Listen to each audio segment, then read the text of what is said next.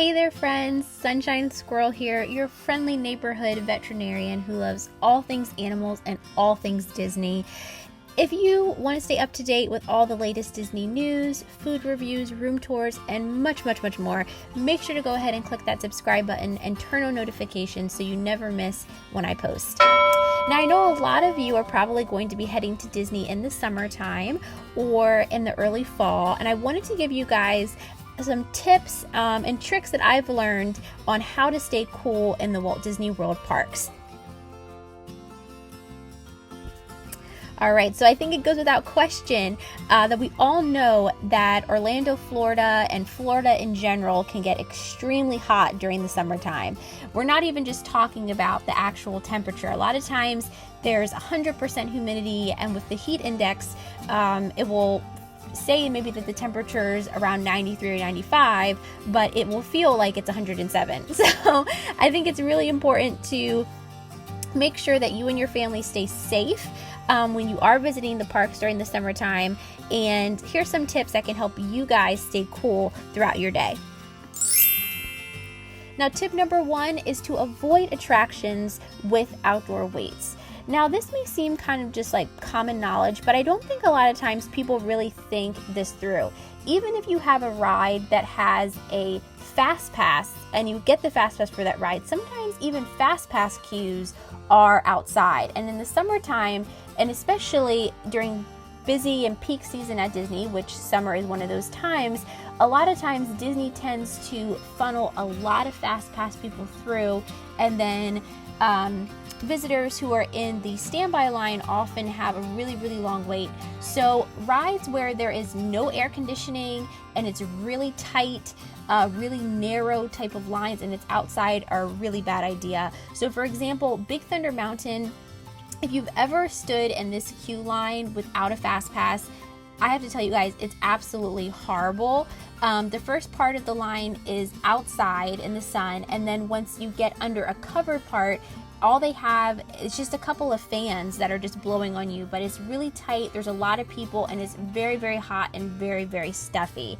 So I would really take into account before you get in line for a ride, number 1, how long the wait time is, and know that wait times are not always accurate. And number 2, see if the line is mostly outside or if the ride has any sort of indoor air conditioning at all where you can cool down.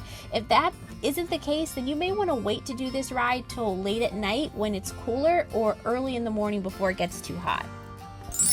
Tip number 2 is to not watch shows or parades that are in front of the castle, or in standing in locations to watch these shows and parades that are uncovered. Now, a lot of times when I've gone to the parks to watch the parades, I see a lot of times people gather right in front of the castle to watch the parade, and there is absolutely no covering whatsoever, and there's all these people in this area. It's extremely hot, and even for the show that takes place in front of the castle there, it's a pretty long show. It's around 20 minutes long, and like I said, there's a lot of people and it's heat. So I really would not recommend, if you're going down to Disney in July or August, to stand in front of the castle and watch that show. And even if you're going there to watch the parades, I would encourage you to make sure that you find a spot that is under some covering, just because there can be delays, things can happen, shows can be extended, things can be long, and by the end of a show or end of a parade, if you're standing out there just having the sun beat down on you, you're going to feel exhausted, and you may even need to feel like you need to go and take a break. Tip number 3, and this kind of goes along with just what I said for tip number 2, is to walk in the shade. There's so many times where I'll notice people are walking right in the middle of the walkway around the parks, and they just have the sun coming down on them, or people will stop to maybe get something out of the stroller, or to pass something, or to try to figure out what they want to do next, and they just stop and they're just standing right in the sun. And you know, there is shade at Disney, and there are places where you can find shade. So if you do need to pull over and figure out where you're going. And even when you're just trying to navigate around the park, stay under the shade. The shade, of course, is not going to beam out all of the sun's rays and all of the heat, but it is significantly cooler under the shade of some palm trees. Tip number 4 is to take time to cool off. I know a lot of times when we get down to Disney, we're just so excited to be there that we want to see everything, do everything, taste everything, but it's really important that you schedule breaks. Make sure that you take time to maybe you just say, okay guys, we're going to take a shopping break and we're going to go and walk through some of the stores. Walking through some of the stores is a great way to cool off. Disney always has the air conditioning blasting in these stores, and you may even see a souvenir or two that you want to take home. If you're staying at a Walt Disney World resort, or even if you're staying off property, you may consider going back home and maybe taking a dip in, going back to your hotel room and taking a dip in the pool, or just going back to your hotel room, turning up that air conditioning and just taking a nap. But really make sure that you take time to have breaks. If you don't, you may have some pretty grumpy and unhappy campers with you. Tip number 5, visit indoor attractions and rides.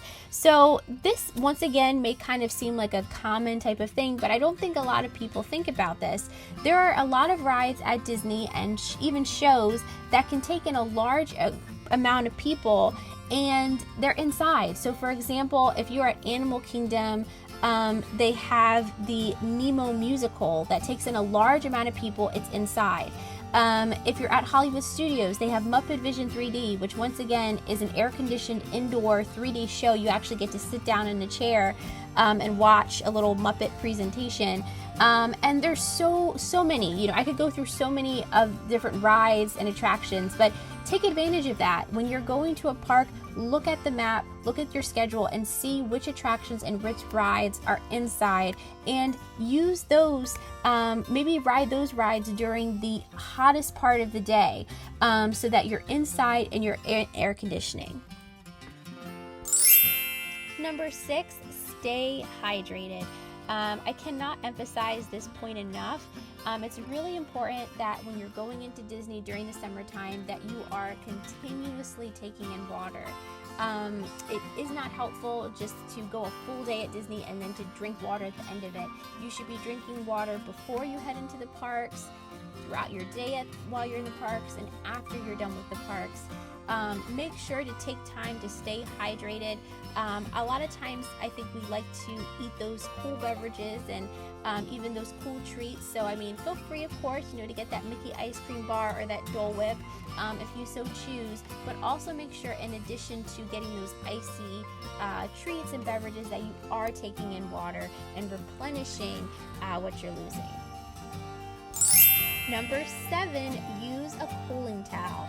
Now, Disney and various companies now sell these cooling towels. You basically get them wet and you wring them out, and then you can drape them around your neck, on your head, under your baseball cap, and it basically helps with conductive cooling to help to keep your temperature down. And I have to say that a couple of members of my family used these cooling towels the last time we went to Disney, and they said it made a significant difference in how they felt walking around the park.